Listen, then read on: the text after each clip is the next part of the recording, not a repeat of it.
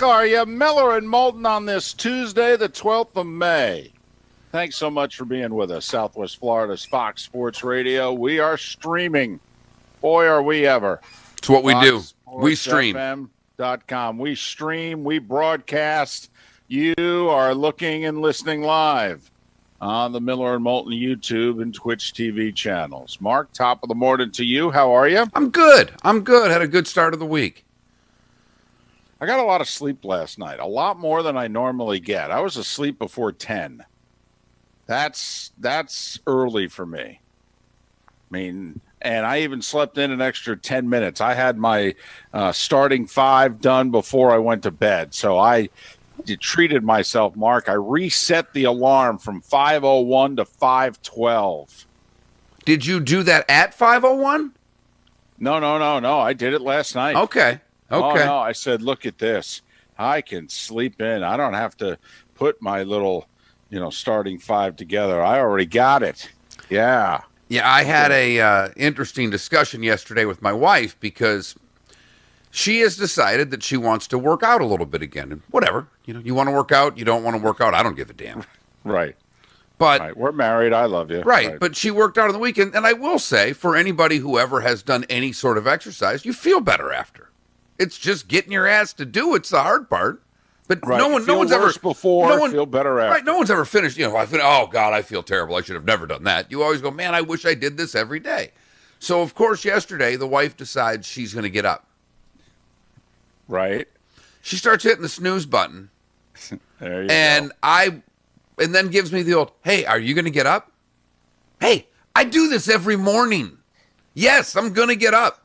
I have not needed your help in the 2+ years we've been doing mornings, and I don't need it this morning. Right. I get up at whatever time I want to get up here at a proper time. And most days, it's between 5 and 5:15. Occasionally, like you extend it. Yesterday was one of those 5:25ers. I woke up at 3:30 in the morning and said, I want every bit of sleep I can get. I set the latest alarm that I have for mornings. And then I got well, that's late to get up. Once again, you started sleeping until 6 when this whole pandemic came. Leave me alone. Hey. I love you and all. You take care of you. I'll take care of me. Right. We got this thing figured out. I got my school lesson all set. Not like I got to watch any highlights before 6 a.m. No. Or read a score. No. Or chase a box score down to see why a team blew a 3-run lead in the 8th. Nope. Not necessary right now. It's all good right now. After July 4th, maybe I got to check some things. Not now. Maybe. And who knows what we'll have to check. I watched Real Sports yesterday on HBO. It happened to be on, and I caught the second story because when I looked at, the info button, they were going to have Mike Breen and Jim Nantz and Joe Buck. Okay. And they did, the four-corner shot that we're all used to seeing from people's living rooms. I thought your buddy Joe was pretty funny when he said, I really appreciate my return to HBO, and I'm free for the next 7 hours, even if this segment only is 15 minutes, and please don't tell my wife that I'm going to be down here for 6 or 7 hours. But they were all, kind of supposing when things were going to happen.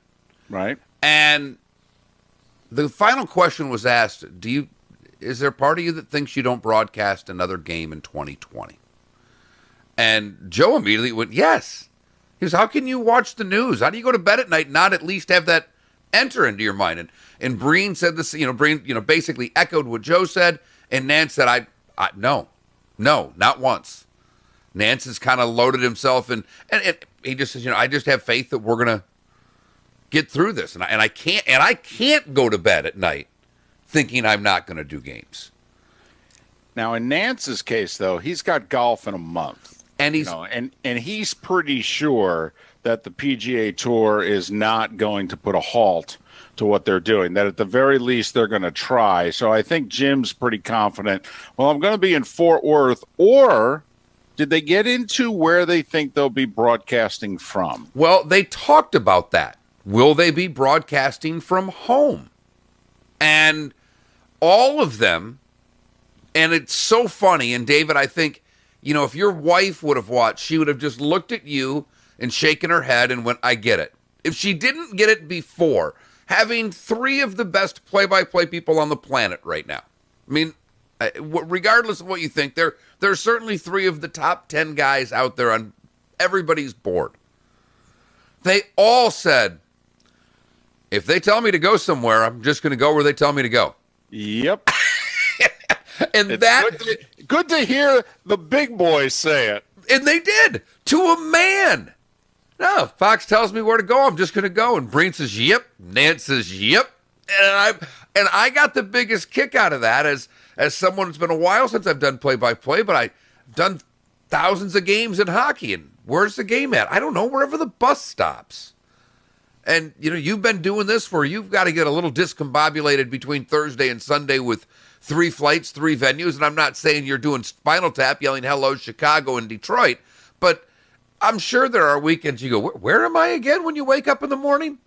Well, my understanding, like this Sunday, Fox is broadcasting the NASCAR race in Darlington, South Carolina.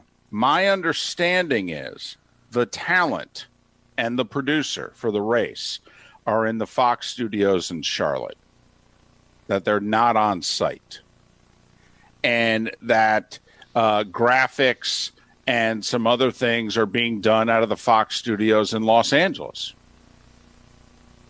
And then obviously you will have camera people and some audio people that are on site. But that my understanding is, and could be wrong, could have gotten bad information, is that that's how the initial, hey, this is how we're going to do it. And I know for a fact that the networks are trying to figure out, Mark, we talked about this probably a month or so ago when we were talking about if these leagues start back up. And my thought especially was that the leagues were going to say to the networks, well, here's the deal. We're going to take care of us, but you got to take care of you. And that means you do whatever testing you need to do. But so help me, we cannot have a coronavirus outbreak because you didn't hold up your end of the deal. And that's when, I went on that walk for an hour and I was figuring out how many tests you'd have to do if you tested everybody who normally comes on site for every single game that you do. And then we got into, but will you bring everybody on site? I mean, it was not this past college basketball season. It even started late in the 2018 or 2019 college basketball season, in which announcers started doing games from studios. And there would only be about 6 to 8 people that were on site, the camera people and maybe a producer and a director. And, for some of these smaller basketball games, and that's it. And they wouldn't travel the announcers. No airfare, no hotel, no rental cars, nothing. You just come to the studio. We'll put the games up on the monitors. You just sit here in a booth. I mean, it's how a lot of people do demos. Gary told me how, and he's told the story before about how he got his start. They brought him into a room. All right. I don't know who he did it with. And they sat him down. And, he was, I think, a year removed from playing in the NFL with the Browns. And they sat him down and they put a game up. And they said, okay, here's your headset. And, make 10 minutes to put whatever notes together you got. And boom, go. And he obviously did well enough to hire him on the spot. But so that's how these games could very well be done this year. I mean, Joe and Troy could be in the Fox studios in Los Angeles. I have no idea where I'll be. My guess is I would then have to be in Los Angeles, but I got to be honest, for the info that I give, it would be much better if I was on site. You can see a lot more on site than I can in the booth. But can they give you an all-22, and that's really the only camera you're looking? I mean, we're getting a little way behind the curtain, but that's what'll happen. The difficult thing would be, can they set it up where in real time I can be standing in the booth with a headset communicating with Troy? Absolutely. I think the graphic stuff and a lot of that frankly could be done off-site. They're in a Yes. truck. They don't see the damn game. I mean, there's a whole crew of people that don't see the game. They're inside of a truck working their tails off. Right. Don't make mistake that they're not working hard, but they don't have to be on site to do that job. I just think from a timeliness standpoint, it's probably easier that they're there. Yeah, the game's up on a monitor in the truck. Well, you could be in that same monitor in a studio in Los Angeles or Charlotte or wherever. But it's probably about a second and a half delay for that replay to get to the talent, and that's a timing issue. That's right deep behind the curtain, but that's about what the difference would be. But I mean, that's my understanding as to how Fox is doing the NASCAR race on Sunday. And if I'm giving out bad information, I apologize. But my understanding is the talent and the producer are going to be, and by talent, I mean announcers, they're going to be in Charlotte. And you're going to have the people that Mark was talking about in the truck. Well, the truck's essentially going to be in L.A. And then you're going to have the people on site, the camera people and the audio people and what have you. So, and the pit reporters, they'll obviously be on site. So that's limiting the number of people that will be at the racetrack. And I didn't ask and have not been told any information about testing. I have no idea. Is NASCAR doing the testing? Is Fox doing the testing? I would guess that at the very least people are having their temperatures taken. I mean, but I have no idea, and I haven't inquired. I mean, it's not my thing. I'm worried about whether or not the U.S. Amateur and the U.S. Women's Amateur are going to take place in mid-August. That's my first work potentially, and then preseason football in the season. And my only question is, do I need a 1, 2, or 3 page resume for you, David, when they need bodies? Because they are going to need bodies. There is too much going on for bodies not to be needed. Well, it is true. If all these sports actually start, all right, then it's going to be a lot of people working at once. Well, that was the one thing Nant said at the end of it. He said, hey, if this all comes together, the buffet of sports we could have in the fall of 2020 between U.S. Open tennis and Masters golf and U.S. Open golf and football and potentially baseball World Series. I mean, if things move forward at the rate the leagues want them to, it could be a sports fan's dream this fall with the Derby on Labor Day weekend and the U.S. Open the next weekend and the Masters following that. I mean, it really could be a joyous fall after what's been a Groundhog Day of 2020. It was interesting when the NFL schedule came out, and I don't know how many people noticed it, but obviously you've got that. I think it's the second weekend in November, which is now Masters weekend this year. And it was so weird to take a look at the NFL schedule that Sunday and to see all the 1 o'clock games on Fox. Because obviously CBS is going to be broadcasting the final round of the Masters. Yep. And as I mentioned, the first thing I looked at, the very first thing I did was went to good old Google and said, what's the November 8th or whatever date it was, sunset time in Augusta? It's like 5 o'clock. Right. This sucker is going to be played early.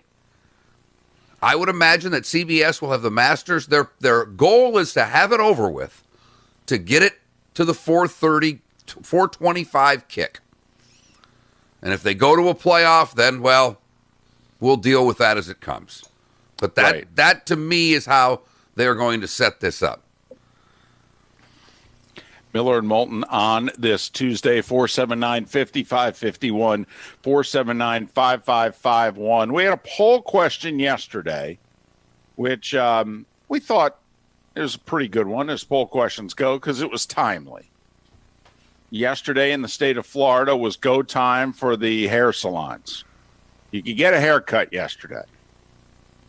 And so we asked, okay, this is like the week before when restaurants were opening up, and we asked you going to go out and eat at a restaurant this week? And less than 50% of you were going to go out to a restaurant. It was close.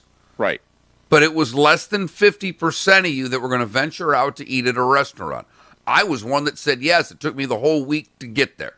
and I was ready to go. It took me 7 days to get to a restaurant. But the haircut, apparently this is serious business, David. Not willing to risk it for food. Which, there is another question that really evolves out of yesterday's poll question. If on a sports talk show station, over 52% of the votes were to get a haircut, what do you think this vote would have been on Wink FM? Oh, my goodness. 83%. Right. 83%. Listen, and for those that have been listening, my wife has been all over this from 2 weeks before anyone else was even thinking about it. She's been self-quarantined for a long time, the whole deal. I mean, I have literally gotten my wife out of the house on 4 occasions. One was to go 3 blocks and put something to mail in a mailbox. All right. And 2 of the other 3 times was she actually got in the car and I drove her to go see her mother. All right. And I sat on a park bench, 8 feet apart from one another, and they talked to one another for an hour. All right. My wife has been cautious, to say the least. But when it comes to getting the hair done, even she's mapping out, well, I see they got some plastic and they got this, and apparently you don't justifying it, huh? She's justifying it, isn't she? She is talking herself into it. Yes, she is. Nothing else.